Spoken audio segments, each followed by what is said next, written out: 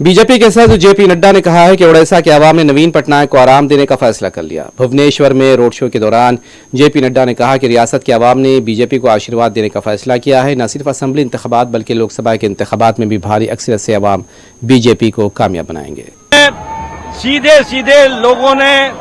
बदलाव का मन बना लिया है और भारतीय जनता पार्टी को आशीर्वाद देने का मन बना लिया है। आदरणीय प्रधानमंत्री मोदी जी के नेतृत्व में लोग लोकसभा के लिए एक तरफा फैसला दे रहे हैं और ये कोई बड़ी बात नहीं है कि सारी की सारी लोकसभा की सीट भारतीय जनता पार्टी की झोली में मोदी जी के नेतृत्व में आए। और जहां तक सवाल है विधानसभा का, उड़ीसा की जनता ने नवीन बाबू को आराम देने का मन बनाया है कि वो आराम करें और भारतीय जनता पार्टी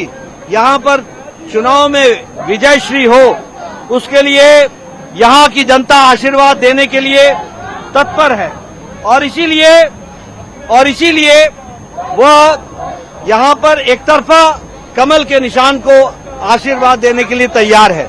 मैं यहां ये भी कहना चाहता हूं कि उड़ीसा की जनता चाहती है